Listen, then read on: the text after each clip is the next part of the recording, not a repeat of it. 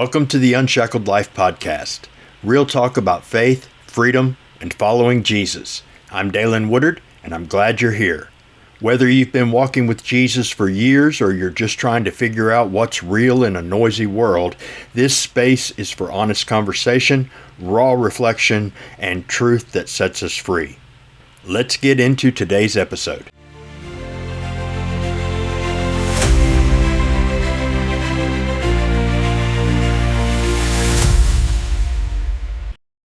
When I was a boy, I wanted a motorcycle and a horse.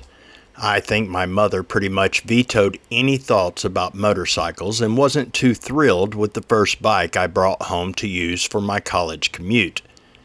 Despite the heartbreaking horse scene in Gone with the Wind, she didn't appear to have any issue with horses. My father loves horses, so I always held out hope. The thing that always came up whenever I asked for a horse was the simple fact that as much as they would like to get me one, we couldn't afford one. One summer when my father and I were hauling hay, one of the farmers offered me a horse for free. I got so excited until I saw my father's face. He didn't look happy. The farmer didn't seem to see anything amiss as Dad said, "We'll see." But I knew the subtleties of his face. Something was wrong. He looked sad. When we got back in the truck and headed for the field to load up again, I asked him what was wrong and why we weren't going to accept the horse from the farmer. His answer, once again, was that we couldn't afford it. "But he's free," I cried. "Son," Dad said, "there's no such thing as a free horse. You have to have a place to keep it, and you have to pay to feed it. A place big enough for good grazing is too expensive to rent or buy, and if you kept him in the backyard, you'd need hundreds of dollars to keep him in grain." I found out later that the farmer actually never rode and was tired of paying to feed a field decoration. He had tried to get us to take that cost from him by pointing out the beauty of the horse without saying anything about how much he ate. But my father understood the hidden costs. A few years later, I finally got my first horse, Dillo, and now my wife and father have horses thanks to some extra free grazing space graciously provided by a friend.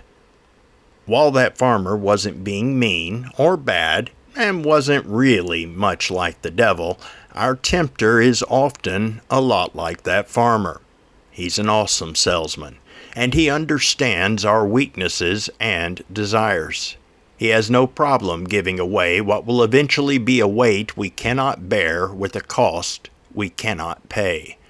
He knows how to make sin look harmless and fun while hiding the costs from view or distracting us from counting them even when they are known. We get sucked in by the image of riding through a field, hell-bent for leather, laughing with glee at the pounding of the hooves. We fail to see, or even look, at the cost that dream will incur. There's no such thing as a free horse. There's also no such thing as a free or harmless sin. The cost of sin is death. Every time we put our will over God's, we allow a little death in our life. Death in our relationships. Death in our soul and mind.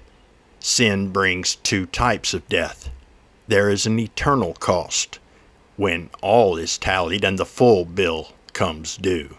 And there is the immediate mortal cost, the destruction, bondage, and loss caused by our choices, the distance created between us and God, and the confusion, chaos, fear, and anger it sows in the field of our life.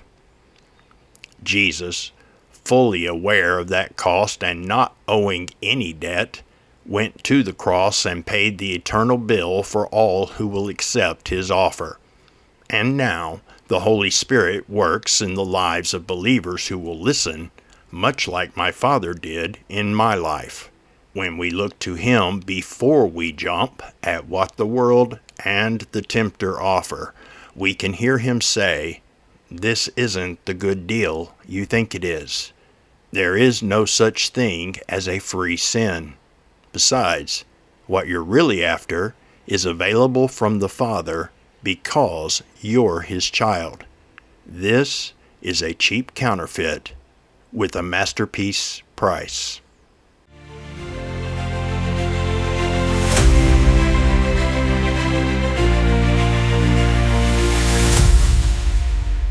Thanks for joining me for this episode of the Unshackled Life Podcast.